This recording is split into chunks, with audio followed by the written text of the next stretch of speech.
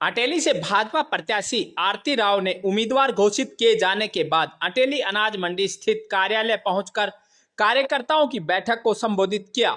इस दौरान उपस्थित कार्यकर्ताओं को संबोधित करते हुए बाहरी प्रत्याशी बनाए जाने पर आरती राव ने कहा कि यह क्षेत्र उनके पूर्वजों ने अपने खून से सींचा हुआ है। इस क्षेत्र ने उनके दादाजी को विधायक बनाया था और उनके पिताजी पहली बार सांसद भी इसी क्षेत्र से बने थे।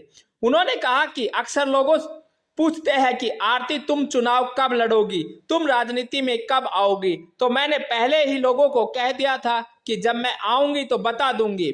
इसके साथ ही मैंने लोगों को पहले कहा था कि अटेली मेरी एक पसंदीदा सीट में से है और अब भारतीय जनता पार्टी ने मुझे यहाँ से उम्मीदवार बनाया है और यहाँ से चुनाव हम सब मिलकर लड़ेंगे। इसके साथ ही आरती राव से पूछा गया कि भाजपा के कुछ लोग उन्हें टिकट मिलने से नाराज हैं, उन्हें अपने साथ कैसे जोड़ पाएंगी। इस पर आरती राव ने कहा कि हम रूठे हुए सभी लोगों को मनाने का प्रयास करेंगे और हम सब का उद्देश्य अटेली से भाजपा की जीत हासिल करना है। इसके साथ ही हम सब मिलकर के अटेली की लड़ाई लड़ेंगे। आरती राव के टिकट मिलने के बाद अटेली विधानसभा क्षेत्र में प्रथम आगमन पर उनका जोरदार स्वागत किया गया। इस दौरान अटेली विधायक सीताराम यादव, नारनौल विधायक ओम प्रकाश यादव, भाजपा जिला अध्यक्ष दयाराम यादव विशेष तौर पर उपस्थित रहे। कार्यक्रम में बड़ी संख्या में लोग भी उपस्थित रहे। इस अवसर पर आरती राव ने कहा कि वह जीतने के बाद लोगों के बीच मौजूद रहेंगी और यहाँ के लोगों को उन्हें मिलने में कोई समस्या नहीं होगी। मैं महेंद्रगढ़ की सुख दुख की साथ निपटने आई हूँ। मैं अटेली के लिए जो कर सकूंगी जरूर करूंगी। और ये कहते रहते हैं ना सब महेंद्रगढ़ जिला, तो महेंद्रगढ़ जिले में बोलते हैं महेंद्रगढ़ है, नारनौल है, अटेली क्यों नहीं बोलते? अटेली नंबर 1 करने आई हूँ मैं।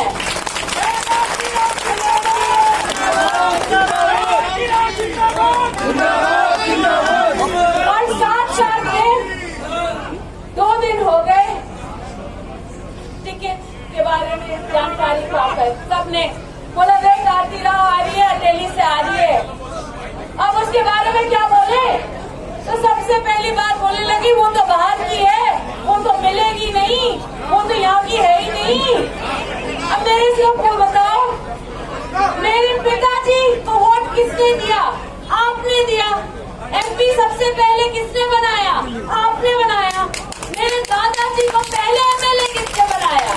आपने बनाया। मेरे पूर्वजों ने इस जमीन के लिए अपना खून गवाया। और अगर मैं यहाँ की नहीं तो कौन कहाँ का हो?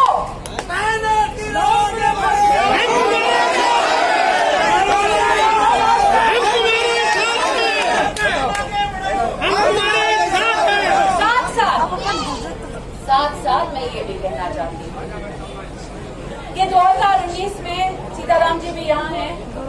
साहब के कहने पे आपने सीताराम जी को वोट दिया, जिताया, एमएलए बनाया। बिल्कुल जी। क्यों बनाया? अगर साहब बाहर के हैं, अगर साहब राव इंद्रजीत सिंह जी बाहर के हैं तो उनकी बात क्यों सुनी आपने? चौधरी साहब का इलेक्शन टकरा रहा है 2024 की बात।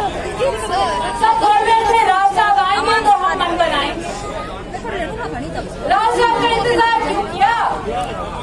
जब राव साहब आए और आपसे इंतजार की। जी, मुझे बहुत खुशी हो रही है और बहुत वक्त से मैं चाहती थी कि भारतीय जनता पार्टी में अपने पूरे दक्षिण हरियाणा के किसी भी कॉन्स्टिट्यूंसी का रिप्रेजेंटेशन करूँ। और 2021 से मैंने मन बना लिया था कि मैं गुड़गांव लोकसभा क्षेत्र से नहीं, मैं भिवानी महेंद्रगढ़ लोकसभा क्षेत्र से लड़ना चाहती हूँ विधानसभा का टिकट। और जब बात आती है अटेली क्यों, तो सबसे पहले मैं बोलना चाहती हूँ कि अटेली ही वो जगह है जहाँ सबसे पहले मेरे दादाजी जीते थे विधानसभा और चीफ मिनिस्टर बने थे। और अटेली उस टाइम महेंद्रगढ़ गुड़गांव एक हुआ करते थे जब मेरे पिताजी पहली बार लोकसभा चल रहे थे। तो आज मैं अटेली में आई हूँ आप सभी के बीच आप सभी की बेटी होके और आप सभी के साथी बन गए। मैम, अटेली की जनता का आपको क्या लगता है, क्या अटेली की जनता साथ देगी? तो मेरी पूरी आशा है कि अटेली की जनता साथ देगी। जहाँ तक बात है, बहुत चर्चाएं हो रही हैं। मैं बस इतना जरूर कहूँगी कि मेरे पूर्वज भी इस मिट्टी के लिए लड़े हैं, अपना खून बहाया है। मेरे दादा और पिताजी ने इस क्षेत्र के लिए लड़ाई लड़ी है और आने वाले वक्त में वही लड़ाई का हिस्सा मैं भी बनना चाहती हूँ। अभी आपने कहा कि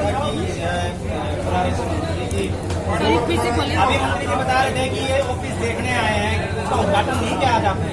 उद्घाटन मैं नहीं कर सकती जी, एक बड़े नेता ही करेंगे। और मेरे लिए राव इंद्रजीत सिंह जी से बड़े नेता है ही नहीं हरियाणा में। तो मैं चाहूंगी कि राव साहब आए और ऑफिस का उद्घाटन करें।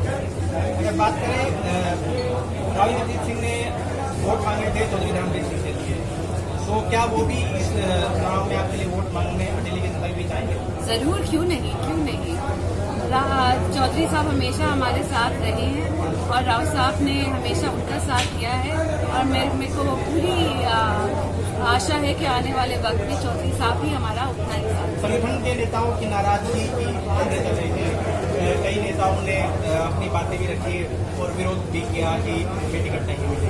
क्या लगता है उस विरोध को आप कहीं न कहीं मना पाएंगे रूठे हुए कार्यकर्ताओं को? मैं पूरी कोशिश करूंगी क्योंकि भारतीय जनता पार्टी ने मुझे चुना है और मैं चाहूंगी कि हम सब एक साथ ये चुनाव लड़ें और जो भी रूठना मनाने का जो किस्सा है वो जारी रखेगा। जो भी रूठा है मैं पूरी कोशिश करूंगी कि वो मनाया जाए और हम साथ में ये लड़ाई करें। आपके ऊपर एक भारी होने का आरोप लगाया जाता है आपकी पार्टी के लोगों द्वारा।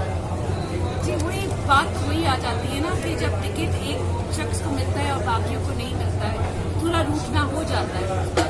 और जहाँ तक बात बाहरी होने की है, तो बाहरी होने का किस्सा ही नहीं होता क्योंकि मेरा खून इस धरती से जुड़ा हुआ।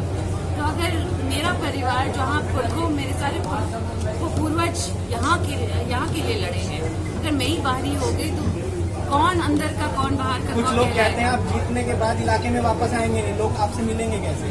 जी, कहने के लिए तो ये भी बोल देते हैं कि मैं सीधा मून में चली जाऊंगी, घर बनाऊंगी और मैं वापस नहीं आऊंगी। तो ऐसी बात कहने की बातें हैं, मगर मेरा ये कहना है कि मैं यहाँ हूँ, मैं आप सभी के बीच रहूंगी और आप सभी के लिए लड़ाई लड़ूंगी। विधायक सीताराम यादव का टिकट कटा है, जो सिटिंग विधायक थे, तो क्या उनका अब आपको पूरा साथ मिल पाएगा? जी, बिल्कुल आशा करती हूँ। सीताराम जी थे अभी बोले भी हैं। और बोले भी हैं स्पीच में, आप स्पीच देखिएगा। उन्होंने अपना पूरा समर्थन दिया है और कहा है कि आरती के लिए आने वाले 5 तारीख को आपको टिकट मिलना चलिए, मैं